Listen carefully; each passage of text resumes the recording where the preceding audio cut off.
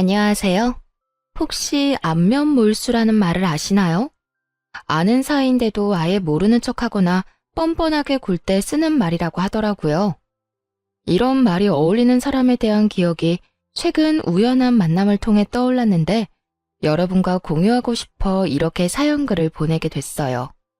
그 사건의 주인공은 바로 전 시모와 그 가족들이에요. 그들에 대해 말하려면 남편과 제 사이에 대해 먼저 알려드려야 할 것 같네요. 남편은 같은 고향 출신으로 동갑내기 고교 동창이에요. 남편과 친해지게 된 계기는 친정어머니 덕분이었어요. 친정어머니는 제가 고등학생일 무렵 다니던 학원 근처에서 분식집을 하셨거든요. 그래서 근처 학원을 다니는 친구들이 어머니가 하는 분식집을 자주 찾았어요. 남편 역시 단골이었던 거죠. 남편이 조금 소심한데 어릴 때는 지금보다 더 주눅 들어 있었거든요. 남자아이 혼자 떡볶이 먹으러 온 걸 보고 어머니가 신경을 많이 써줬어요. 남편은 식탁 위를 항상 깔끔히 정리해서 어머니한테 칭찬도 많이 받았고요. 그리고 저는 남편과 같은 학원에 다녔었기 때문에 자주 만났죠. 그때 남편이 저한테 그랬거든요. 너희 집은 진짜 즐거워 보이네. 넌 좋겠다. 진짜 부러워. 갑자기 무슨 오글거리는 소리야? 다른 집도 다 비슷하지 않아? 꼭 그렇지만은 않지. 넌 진짜 복 받은 줄 알아야 해. 나중에 알게 됐죠. 남편이 집에서 차별을 많이 당했다는 걸요. 알고 보니 재혼 가정이었는데 계모가 남편을 어릴 때부터 많이 차별했대요. 드라마에나 나오는 이야기라고 생각했는데 직접 들으니 참 마음이 안 좋더라고요. 계모의 아들인 남동생은 새 것만 들고 다니는데 남편은 늘 같은 걸 들고 다녔고요. 밥도 제대로 못 얻어먹는지 매번 우리 분식집에서 배를 채우더군요. 화목한 우리 집을 보며 부러움을 느끼는 남편이 측은해서인지 관심이 가기 시작하고 점점 마음을 키워갔던 것 같아요. 그렇게 대학 들어가서 연애를 시작하고 직장인이 된 후에 결혼을 하게 됐죠. 내가 이 사람을 행복하게 해주고 싶다고 생각했어요. 그런데 시댁이 참 정글 같은 곳이더군요. 일단 시부는 저를 엄청 좋아해 주셨거든요. 그래, 어릴 때부터 봐온 사인이 참 좋구나. 사부인께서는 잘 계시지? 네가 며느리가 돼서 얼마나 기쁜지 모른다. 게다가 대학병원 간호사가 내 며느리인 게 얼마나 자랑스러운지 친구들한테 자랑도 많이 하고 다녔지. 그런데 허허 웃는 시부의 말이 끝나자마자 시모가 날카롭게 받아치더군요. 의사도 아니고 꼴랑 간호사인데 뭐가 그렇게 자랑스러워요? 세상에 자랑할 게 그렇게 없어요. 당신 둘째 아들이 데려온 며느리가 얼굴이랑 행동이 이쁘지. 첫째는 영 뻣뻣하고 인물도 별로라 내 마음에 들지가 않는데. 당신 제발 마음 좀 곱겠어. 애들 앞에서 이게 무슨 추태야? 추태는 무슨 추태예요? 그리고 당신 진짜 이럴 수 있어요? 결혼을 같은 해에 하는데 왜 첫째한테 돈을 더 많이 줘요? 둘째는요? 둘째가 여태 사업한다고 가져간 돈은 생각 안 해. 첫째는 평생 돈 달라고 한 적이 한 번도 없잖아. 아무리 발이 안으로 굽어도 그건 아니지. 사업하는데 돈이 필요한 걸 그럼 어떡해요? 어쨌든 둘째도 첫째만큼 지원 안 해주면 가만히 안 있을 테니까 그렇게 알아요. 저 말이 나오면 그때부터 남편의 순환 시대였죠. 시모가 쓸데없는 일로 남편 불러내고 고생시키고 말도 아니었거든요. 그런데 결혼을 하고 나니 제가 타깃이 되더군요. 저야 대학병원 간호사라 3교대로 일해서 바빠 죽겠는데 그런 치사한 괴롭힘에 어울려줄 시간이 없었어요. 남편에게도 시모가 무슨 일 시키면 바쁘다고 하라고 말해뒀고요. 그저 시부가 시키는 일만 잘하라고 했어요. 그렇지만 항상 화를 피해갈 수 있는 건 아니었어요. 명절 때마다 음식을 모두 혼자서 해야 했거든요. 시모가 동서와 저한테 시키겠다고 했지만 사실상 저에게만 다 맡겼으니까요. 형님, 이것도 좀 치워주세요. 무슨 주방이 이렇게 더러운지. 좀 치워가면서 해요. 살림 안 해본 티가 나네. 그리고 간도 좀 더 하시고요. 이렇게 맛없으면 아무도 안 먹어요. 시모를 등에 업고 동서는 사람 좋은 얼굴로 온갖 일을 다 시켜댔어요. 그럼 집에서 쉬는 동서가 일 좀 해. 나한테 시키지 말고. 그리고 아버님 몸 안 좋으신 거 몰라? 간 세게 했다가 아버님 병원 가시면 동서가 수발 들 거야. 무슨 말을 그렇게 하세요? 전 그냥 맛없다고 한 것뿐이죠. 그리고 지금 저 일 안 한다고 무시하세요? 제가 남편한테 얼마나 신경을 많이 쓰는데요. 그럼 좀 가서 도련님한테 신경이나 쓰든가. 왜 입으로 혼수나 둬? 미리 말하지만 여기 아버님도 같이 계신 거 알지? 아버님 이야기를 꺼내면 동서의 기세는 물을 뒤집어 쓴 불꽃처럼 사그라들었어요. 아무리 시모의 위세가 대단해도 아직까지 이 집안의 보스는 시부니까요. 시부가 평소에는 유약했지만 첫째 며느리인 절 건드리는 걸 가장 싫어하셨거든요. 부모님이랑도 잘 아는 사이셔서 잘 지낼 수 있도록 최대한 배려해 주셨고요. 그럼에도 5년 동안이나 혼자서 조용히 명절 음식을 다 한 건 저 나름대로 다른 노림수가 있어서 그랬던 거예요. 이 정도면 됐다 싶은 기간이 딱 5년이었거든요. 모두가 나 혼자 일을 다 하고 있다는 걸 알만한 시간. 5년이 지나자 저도 슬슬 본색을 드러냈죠. 어머님, 아버님, 이번 추석에는 제가 전날에 음식하러 못 올 것 같아요. 여태까지는 사정해서 당직을 빠졌는데 다른 사람들 일정을 무시할 수가 없어서요. 로테이션으로 돌아가며 일정 잡는데 저만 매번 명절에 빠질 수는 없잖아요. 즉, 명절 전날에 일하러 가야 해서 시댁에 못 온다고 못 박아버린 거죠. 그런 게 어딨니? 네가 없으면 어떡하라고? 어머님도 참, 며느리가 저 하나뿐인 것도 아닌데 무슨 걱정을 하세요. 동서 혼자서도 잘할 거예요. 전업주부라 살림도 남편 내조도 잘하는 동서가 설마 제사 음식 하나 못하려고요? 웃으며 그렇게 말하자 시모가 역정을 내더군요. 아니, 여태까지 잘 빼줬다가 왜 이번부터는 안 된대? 너 그냥 음식 안 하고 싶어서 일한다는 거 아니니? 어머님, 대학병원에 일하는 사람이 얼마나 많은데요. 저만 계속 그 날짜에 빠질 수가 없어요. 다른 사람들도 생각해야죠. 그래, 그건 새아기 말이 맞다. 며느리가 둘이나 있으니 이번에는 둘째에게 시켜보자. 첫째 혼자서도 그만큼 했는데 둘째라고 못하겠어? 그렇지? 시부가 그렇게 얘기하자 동서는 말도 없이 우물쭈물하기만 하더군요. 우더른이 시키니 안 된다 말은 못하겠고 중간에서 곤란하겠더라고요. 그래서 손윗사람으로서 등 떠밀어줬죠. 동서가 못하는 게 아니에요. 어머님이 워낙 동서를 아끼시니 그간 실력을 볼 기회가 없었던 것뿐이죠. 전업주부로 5년을 지냈는데 설마 음식 하나 못하겠어요? 이번에 그 솜씨 한번 발휘해줘요. 알았죠? 결국 동서 혼자 명절 준비를 하게 됐어요. 동서가 미친 듯이 째려봤지만 뭐 어쩌겠어요? 그날 일이 있어서 전 못 나오는 걸요. 그렇게 명절이 되어 일을 끝내고 시댁으로 갔더니 세상에 동서 혼자 정말로 준비를 다 했더군요.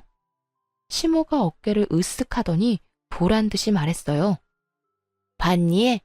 맛도 그렇고 모양도 그렇고 금 잡을 데가 한 군데도 없어. 거기다가 나 고생할까봐 전날 집에서 다 해오는 정성까지. 예, 그런 건 좀 보고 배워라. 정말 잘했네요. 동서, 수고했어. 그런데 형님, 오늘 일한다고 하시지 않았어요? 그런데 제가 받은 이 문자는 뭐죠? 동서가 뜬금없이 보여준 문자에는 사진 한 장이 첨부되어 있었어요. 저와 웬 남자가 커피를 마시는 사진이요. 다름이 아니라 점심때 보험회사 직원이 상품 하나가 너무 잘 나왔다고 저한테 상담 한번 받아보라고 연락을 했거든요. 마침 남편 보험이 너무 부실했던 터라 한번 상담을 받아볼까 해서 만났죠. 그런데 그때의 모습이 떡하니 찍혀 있더라고요.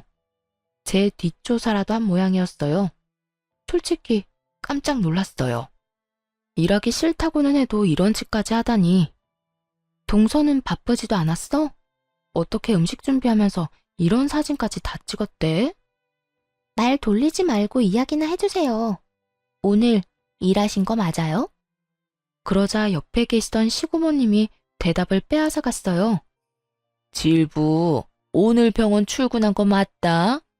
내가 오전에 질부 병원에 병문안을 가고 오후에는 진료를 보러 갔거든. 그때 다 있었어. 이 사진은 점심시간에 찍힌 것 같은데. 점심 밖에서 먹었니? 네, 보험회사 직원이에요. 저는 딱히 필요가 없는데 남편 보험이 부실하더라고요. 실손보험 외에 다른 보험은 하나도 없어서 잘 됐다 싶어서 만난 거였고요. 그런데 동서는 어디서 이런 문자를 받았어? 남편이 근처 지나다가 형님을 봤다고 해서 찍은 거예요. 아니면 됐어요. 식사나 하세요. 트집을 잡으려다가 시고모님이 편들어주자 아무 말 못하고 식사나 하라더군요. 그렇게 식사를 하다가 중간에 나서서 말했어요. 그런데 동서, 솜씨가 정말 좋다. 너무 맛있는데? 그렇지 않아요, 아버님? 그래, 둘째 며느리가 생각보다 요리 솜씨가 굉장히 좋구나. 고모님도 맛있으시죠? 그래, 첫째 질부한테는 좀 미안한 말이긴 한데 둘째 솜씨가 굉장히 좋아. 간도 딱 좋고.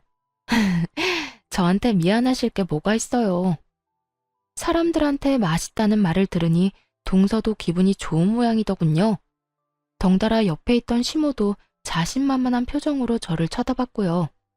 그 모습이 너무 웃겨서 그저 웃었어요. 그리고 이렇게 말해줬죠. 그럼 앞으로는 동서가 음식 준비하면 되겠네. 사실 내가 요리를 너무 못해서 항상 죄송하고 민망했거든. 동서 요리 솜씨가 이렇게 좋은데 그걸 뭐하러 썩혀? 그냥 명절마다 이렇게 다른 사람들도 즐길 수 있도록 하면 될 것 같아. 제가 왜요?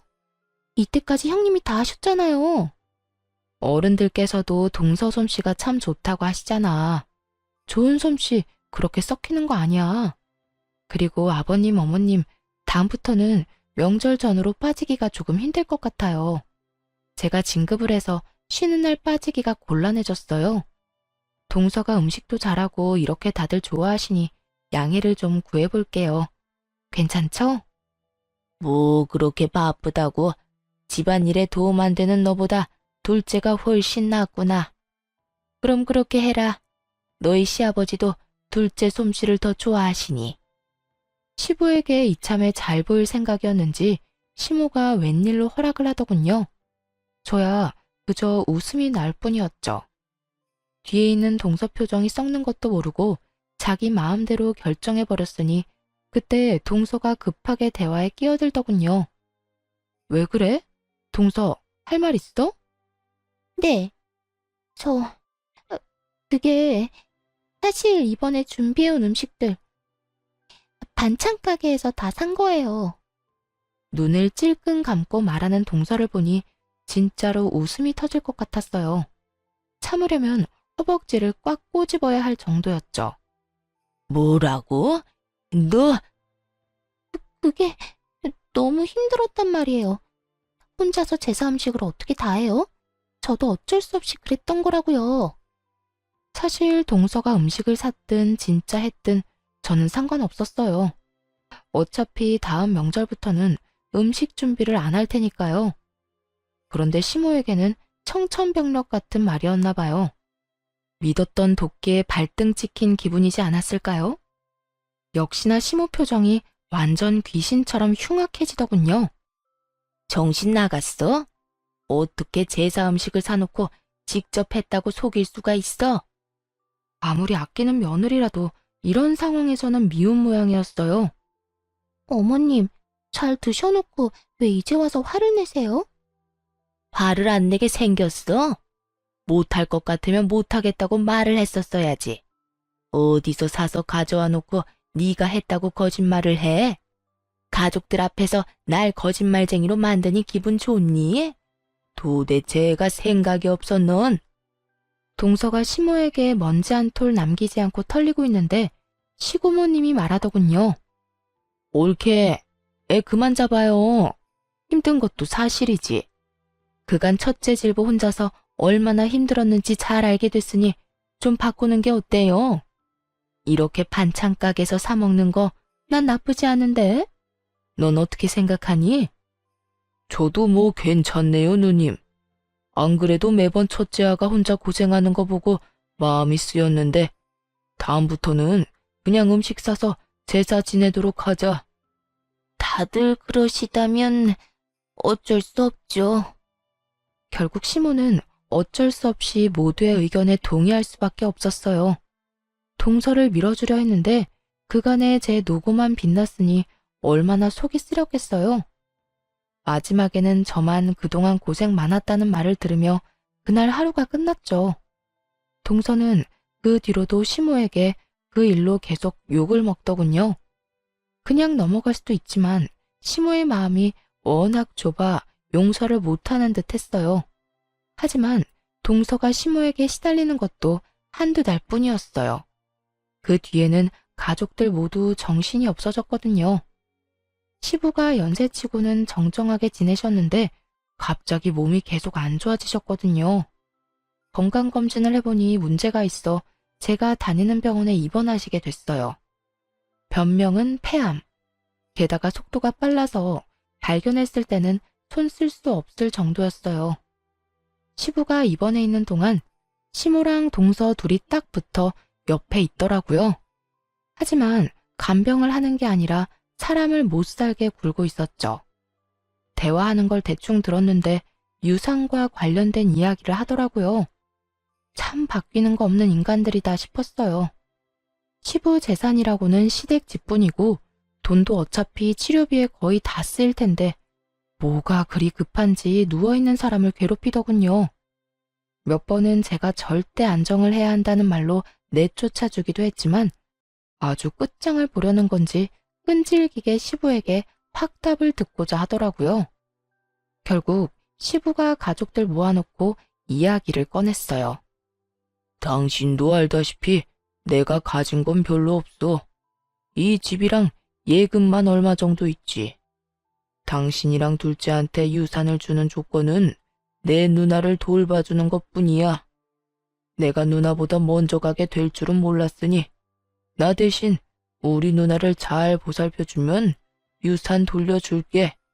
그렇게 하겠소? 시고모님이 시부를 업어 키웠다고 할 정도로 남매가 각별한 사이였거든요. 시부를 고등학교까지는 보내려고 결혼도 하지 않고 돈만 벌다가 결국 시고모님은 혼자서 늙어가셨죠. 게다가 지금은 일도 없이 연금 받아서 지내고 계신 것 같았거든요. 각종 질병도 있어서 병원에 자주 가시기도 했고요.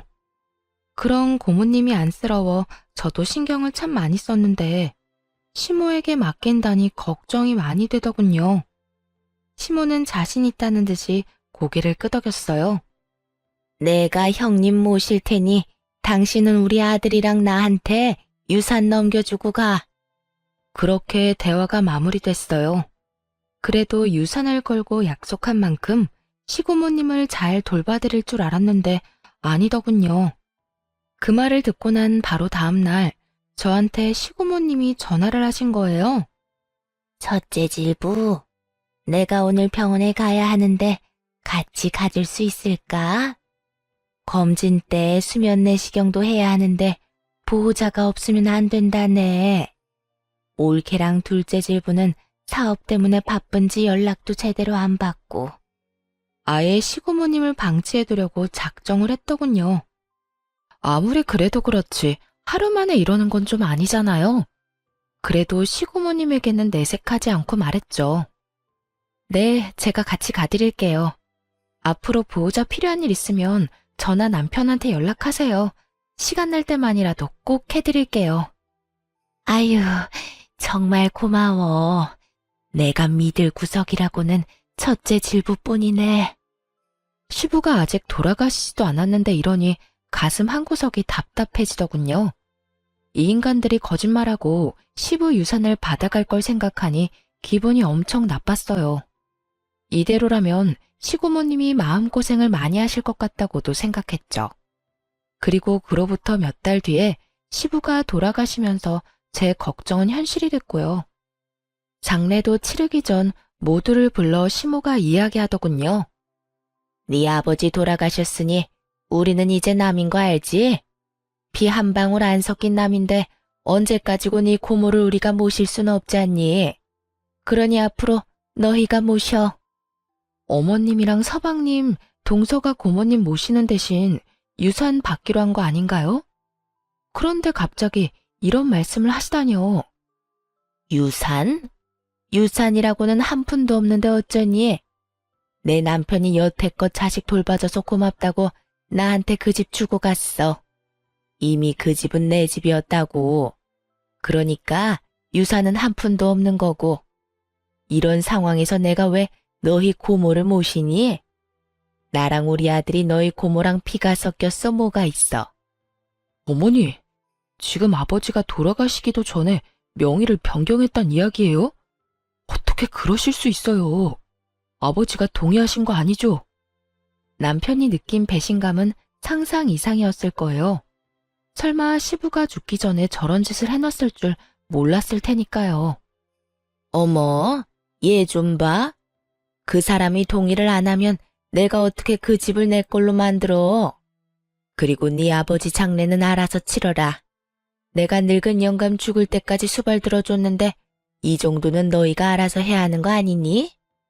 수발을 든 게 아니라 아버지 닭달에서 재산 다 빼돌리려고 한 거겠죠. 저희도 이대로는 그냥 못 넘어갑니다. 못 넘어가면 뭐 어쩔 건데. 미련하긴.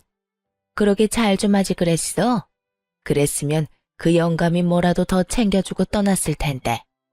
하나도 안 남긴 거 보면 네 아버지가 널 어떻게 생각했는지 알겠다. 그리고 앞으로 뭐 하든 우리 찾지 마라. 이제 남남이야 남남. 장례식이 끝나기도 전에 선을 긋는 시모와 서방님네를 보며 정말 치를 떨었어요. 시부의 죽음에 충격받은 시고모님은 주저앉아 일어서지도 못하고 계셨죠. 얼른 다가가 시모와 다투는 남편을 대신해 시고모님을 부축해드렸어요. 경수, 가진 것도 없는 노인 모실 생각하니 어때요? 우리는 가족이 아니라 부양 의무가 없는데 어쩌나. 나중에 장례비가 더 나오긴 하겠지만 그래도 가족 좋다는 게 뭐예요? 좀 챙겨주시고 고생들 하세요. 조롱에 가까운 말에 순간 화가 확 치밀었지만 겨우겨우 참았어요. 어떻게 아픈 사람을 앞에 두고 저딴 말을 짓거리는지. 게다가 시부가 돌아가신 지 하루도 안 됐잖아요.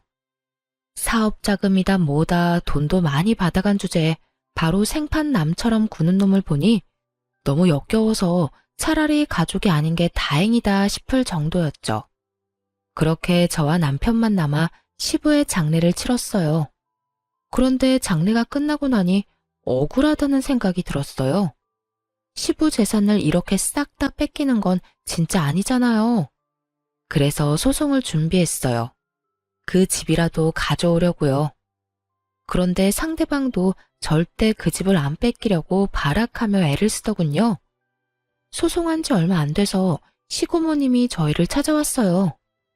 소송 취하하는 게 어떻겠니? 솔직히 그 이야기 듣는데 너무 원망스럽더라고요. 돈이 문제가 아니었어요. 남편에게는 아버지의 마지막이 걸린 문제였죠. 그것마저 뺏기면 시부와 남편은 시모에게 평생을 당하고만 산 것일 테니까요. 고모님, 그래도 그 집은 아버님 거예요. 원래라면 남편이 받아야 할 집이고요. 이대로면 아버님도 억울하실 거예요. 잘 알아. 그러니 취하하라는 거야.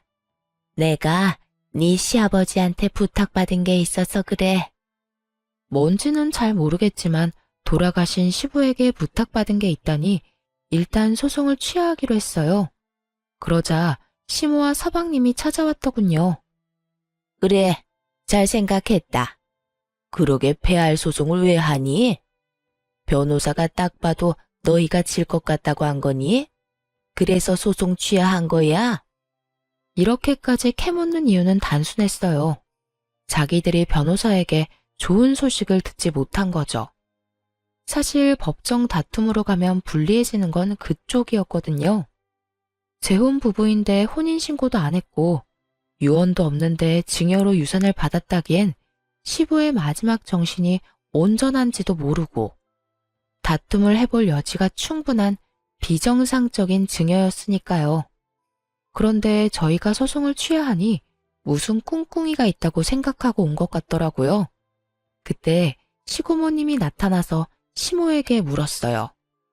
올케 얘기 좀 들어봅시다. 우리 동생이랑 재혼할 때 혼인신고 했어요? 혼인신고 안 했죠. 그럼 사실혼 관계인가요? 사실혼도 아니죠. 같이 살기만 했을 뿐. 결혼식도 안 했는데요. 그럼 우리 조카를 양자 입양 안 한 것도 맞아요? 혼인신고도 안 했는데 입양을 왜 해요? 그럼 올케 자식도 법적으로는 우리 동생 아들이 아니겠네요. 네, 우리 진짜 남이라니까요. 남남.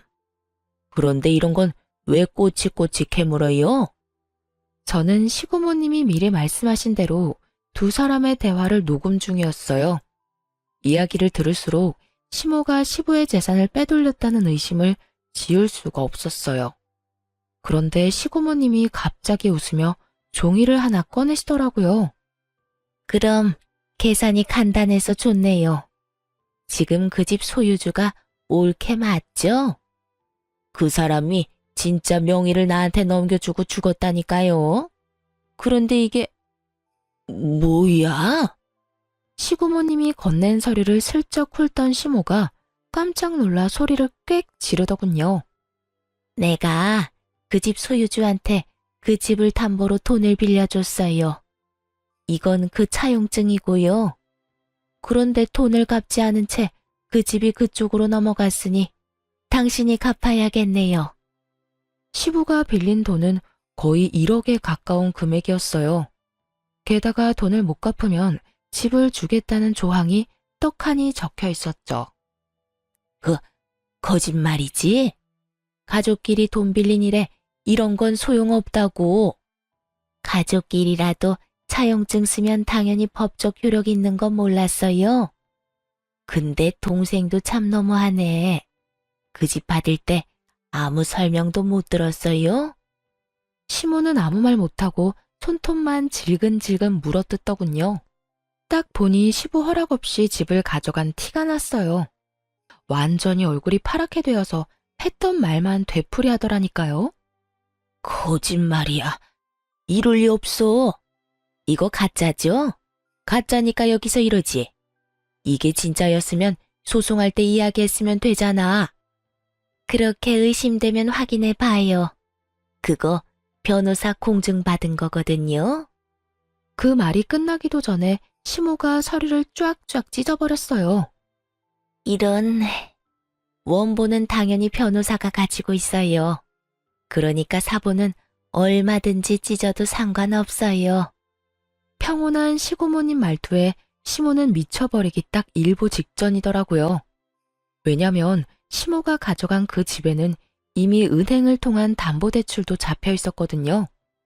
상속받자마자 소송으로 뺏길 수도 있다고 생각해서 그런지 서방님이 이미 그 집을 담보로 대출을 신청했더군요. 이 집 담보대출 받아서 그만큼 돈 못 줘요. 그럼 올케가 1억을 나한테 줘야지. 아니면 대출 받은 사람이 주든가. 그러면서 시고모님이 바라보자 서방님이 고개를 대뜸 젓더군요. 안 돼요. 이미 사업자금으로 다 들어가서 뺄 수도 없어요. 너 모아둔 돈도 없니? 지금 그 집 뺏기면 엄마 살 곳도 없어. 내가 무슨 돈이 있어요. 넌 돈도 한 푼 없는 애가 무슨 사업을 하겠다고 난리야? 그리고 그 돈은 보관만 하기로 한 거잖아. 그런데 그걸 냅다 다 썼다고? 언제 망할지도 모를 사업에? 이제 시모와 서방님이 아주 박 터지게 말다툼을 하더군요. 어쨌든 난 돈 없으니까 엄마가 알아서 해요. 엄마는 이런 것도 안 알아보고 도대체 뭐 한 거예요? 그렇게 아들이 못 준다고 버티는 통에 결국 시모는 집을 팔아서 마련해야 했어요. 그 차용증이 너무나 명확한 법적 증거가 돼서 목을 죄고 있었거든요. 집 담보대출 받은 금액이 빠지고 시고모님께 1억까지 주고 나니 남는 건 5천 정도 뿐이더군요. 시모가 시고모님께 돈 갚으러 왔을 때 저희 부부와 서방님 부부도 있었거든요. 그때 시모가 서방님과 동서에게 말하더군요. 이제 난 돈도 집도 없다.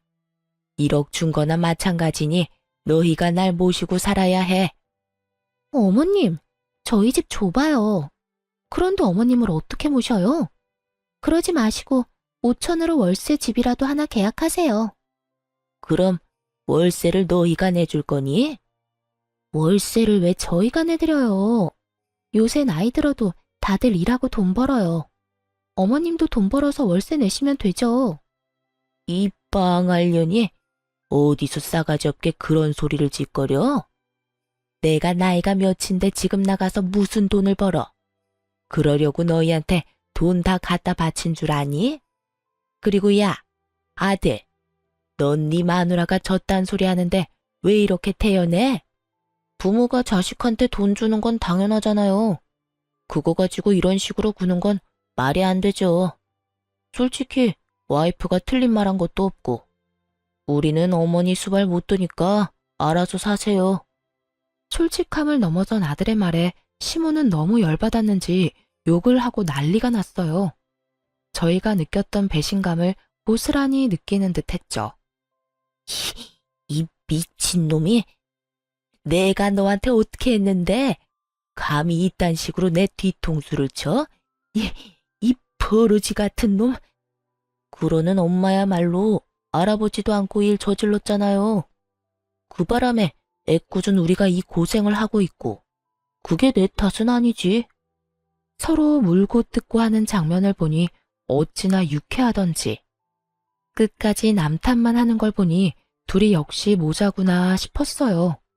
그런데 그때 시고모께서 그러시더군요. 너희 아버지도 참 짓궂어. 이렇게 될 줄 알고 그 집을 넘겼겠지. 나한테도 그랬거든. 너희 엄마가 날 아예 신경도 안 쓰면 이 차용증으로 혼내주라고. 그래도 한 몇 달간 돌보는 신용은 할 줄 알았는데 그러지도 않더라. 날 잘 돌보는 사람한테 유산 넘겨주라고 했는데 남남이란 쪽은 신경 꺼도 되겠지? 자, 이 1억은 너희 거야. 소송 취하하기 잘했지? 뭐하러 귀찮게 소송을 해? 이렇게 쉬운 방법이 있는데. 시고모님은 1억을 시모가 보는 앞에서 바로 남편에게 넘겼어요. 그걸 보고 있던 시모와 서방님 얼굴이 진짜 볼만하게 일그러지더군요.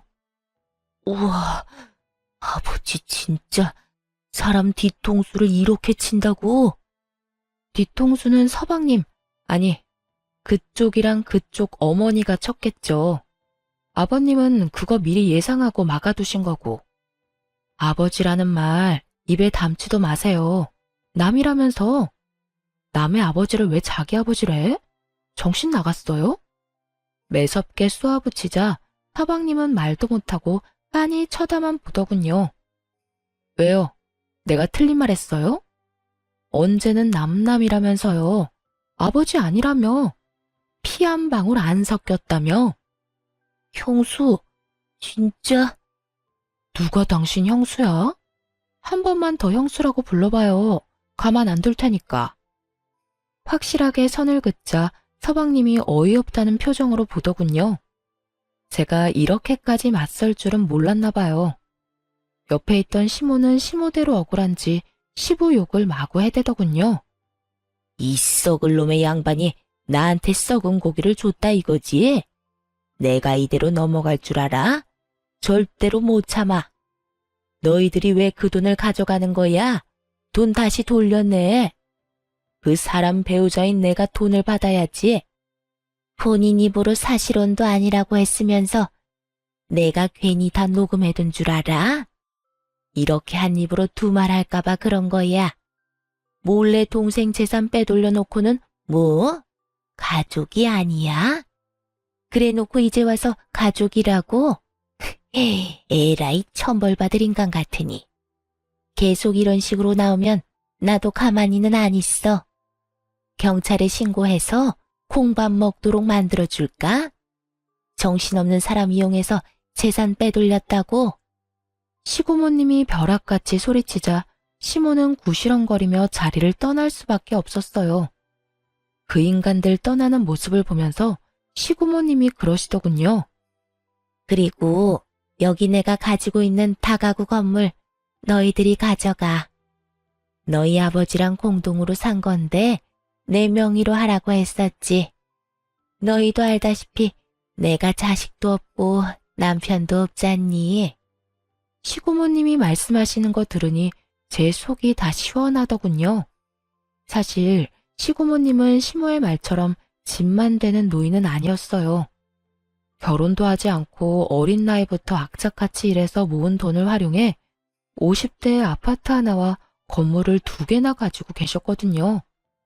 저희에게 주신 다가구 건물 제외하고서도 말이죠. 그렇게 마련한 건물 월세만으로도 한평생 일을 안 해도 될 정도였으니 뭘 모르는 남의 눈에는 일도 안 하고 연금으로나 먹고 사는 노인처럼 보였겠죠. 게다가 워낙 검소하셔서 더욱 그렇게 보였을 테고요. 시모는 그 허름해 보이던 시고모가 사실은 복권이라는 걸 전혀 몰랐던 거예요. 알았다면 저희한테 떠넘겼겠어요? 끝까지 물고 늘어지려고 했겠죠. 나도 이제 나이가 들어서 건물 관리를 너희한테 맡길까 싶어. 질부가 예전에 일하는 거 힘들다고 했지? 어때? 나 대신 건물 관리 해볼래? 나중에 물려받으면 관리하기 더 쉬울 거야. 쓸데없이 고민을 길게 하지 않았어요. 나중에 받아놓고 관리 못해서 날리는 짓은 안 하고 싶었거든요.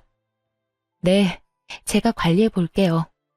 그럼 조카 명의로 할 다가구 주택이랑 내 상가 2채는 질부가 관리해줘. 내일부터 나랑 같이 다니면서 얼굴 도장 찍자. 그렇게 시고모님 따라 열심히 배웠어요. 1년 정도 열심히 하니 그제야 여유가 생기더군요. 그렇게 2년을 더 관리인이자 건물주로서 일하는데 어느 날 정말 깜짝 놀랄 만한 우연을 맞닥뜨렸어요.